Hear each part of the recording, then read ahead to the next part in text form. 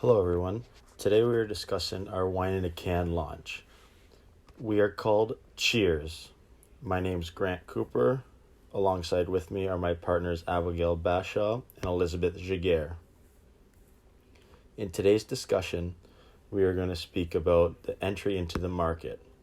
This is where we will explain how we will enter the market so that our CEO understands that our product will be successful upon entry. Following that, we will hit on some branding. This is where we are discussing the branding strategies that will help our product succeed as well as stand out as apart from the competition.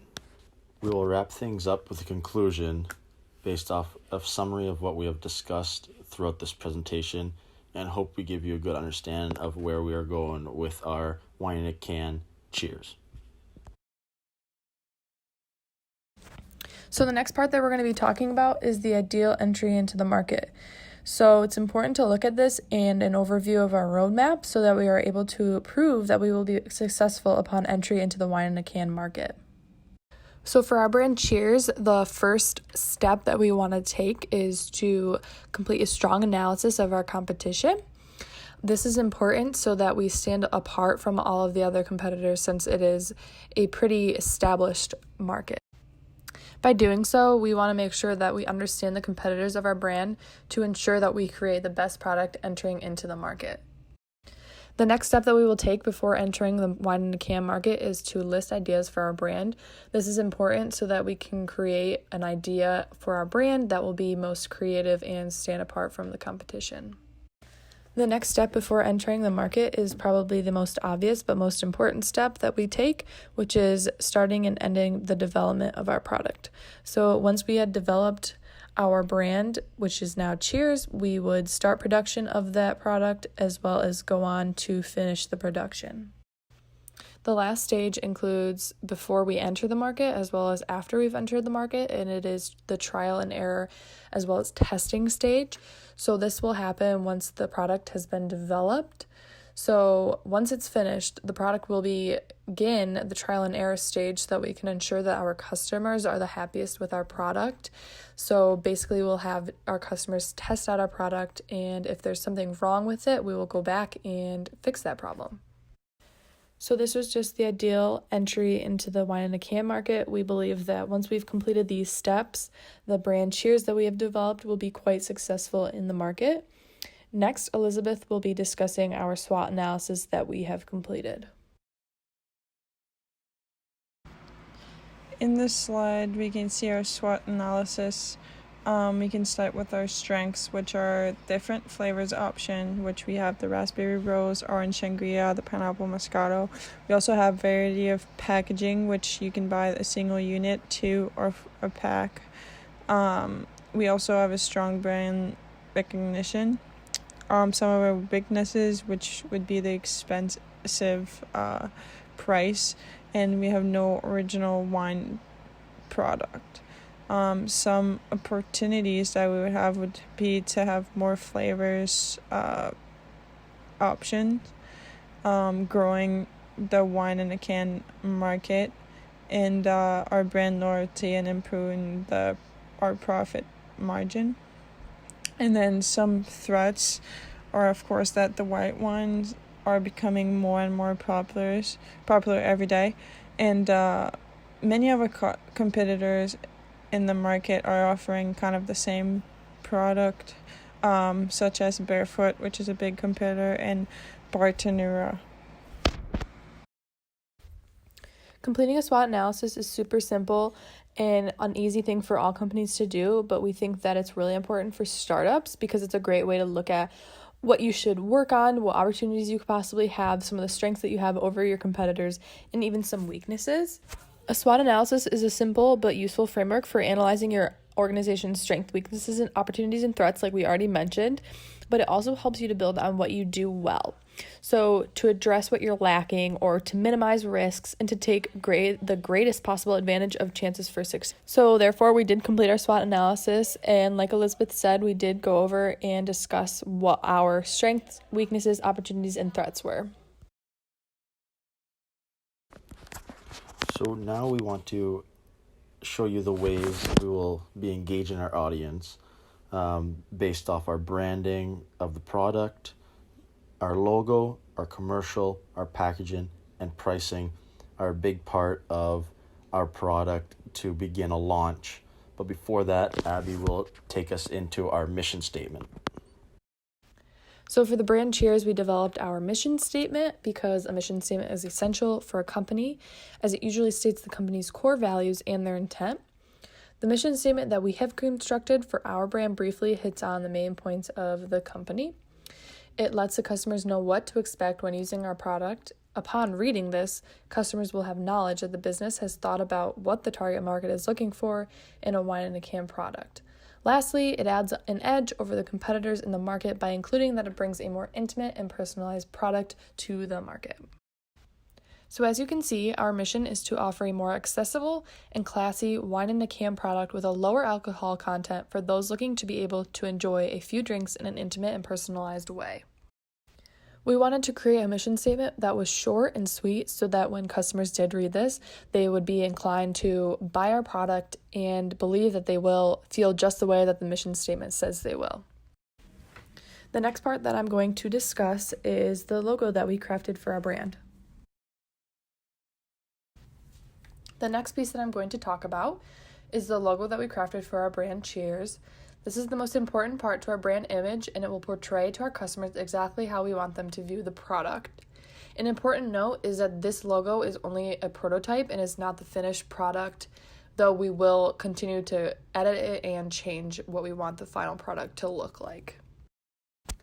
For the colors of the logo that we decided to use, we chose colors that would give off a vintage and retro vibe to hit the nostalgic side of our customers because our target market is millennials.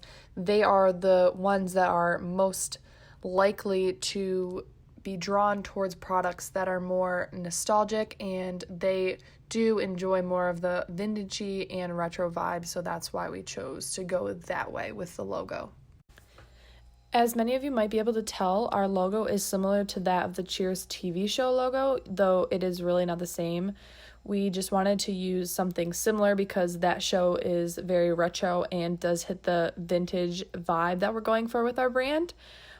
You might also be able to tell that our logo is quite simple, which is something that we wanted to incorporate into our design because that's how we want our brand to be viewed, is simple, convenient, and elegant almost.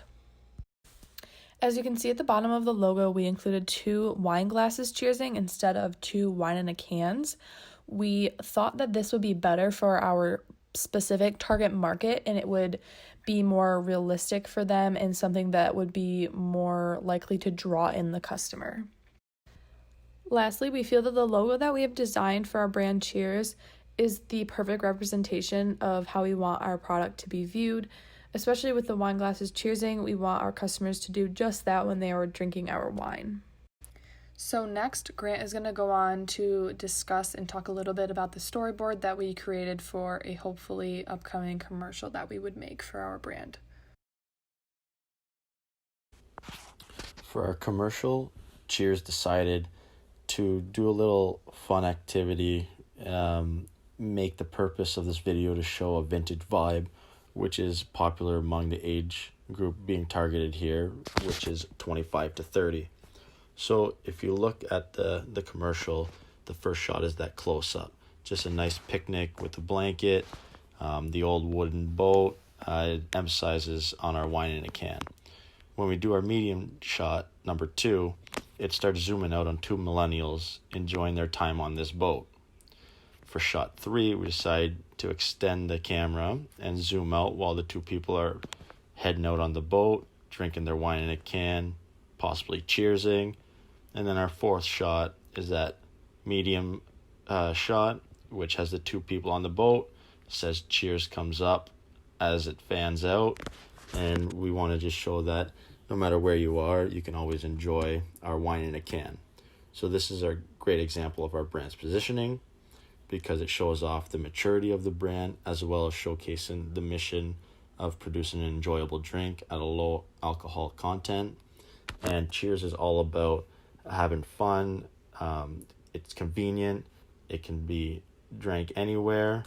And we just want to express that Cheers is the right brand for our target market of 25 to 30. But you never know as well if people outside our target market see how convenient and fun that Cheers brand is trying to portray. They might also extend into those different target markets. So for packaging, we'll be using boxes that show off our can. We'll have two different options for packaging that will depend on what type of product customers are buying. So if you look at the one below, the barefoot package, this is a type of packaging that we will be using for 4-packs, and this will be of one flavor only. And then the image above is the type of packaging that we will use for the variety packs.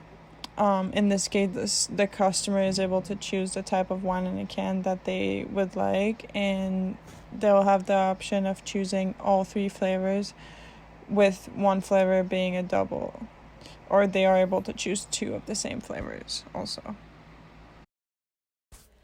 So the reason that we chose these packages is we thought it would be a really great idea to be able to show off our can and like the brand that we want to portray.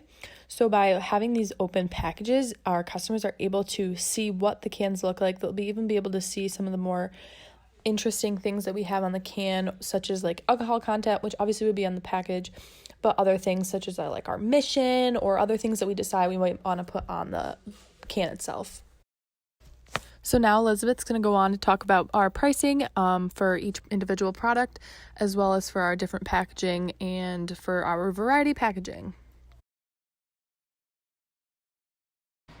So for pricing, by offering both single units and variety packs at a reasonable price for our target market, we then stand out from the competition. And we'll be offering single units, 2-packs, 4-packs, and as well as the 4-packs that are in variety of different flavors. That's gonna help us be stand out from our competition. In this graph, you can see that all 3 flavors are the same price for per unit, per 2 units, or per packs, and then we have total price for the variety pack, which is $16.99. So the pricing that we've set for each product we think is unique to our company, because though the prices are a lot less than a lot of other wine in a can companies, we will still be able to make profit off of them while giving our customers a lower cost, which is something that they definitely would be more interested in and more willing to buy the product in the end. So to conclude our presentation, we just wanted to do a brief summary of what we've discussed thus far. So we went over what and how we will ideally enter the wine in a can market so that a CEO would understand that we would be successful upon entry. We then went on to talk about a SWOT analysis that we conducted for our product, and then we went on to explain some of our most important branding strategies, which included our mission, our logo, our commercial, and the packaging and pricing of the product, all of which will help our product succeed in the wine in a can market. So in conclusion, we think that the wine in a can brand Cheers that we created will find success in the fairly new market, and we look forward to hearing any questions or comments that you might have.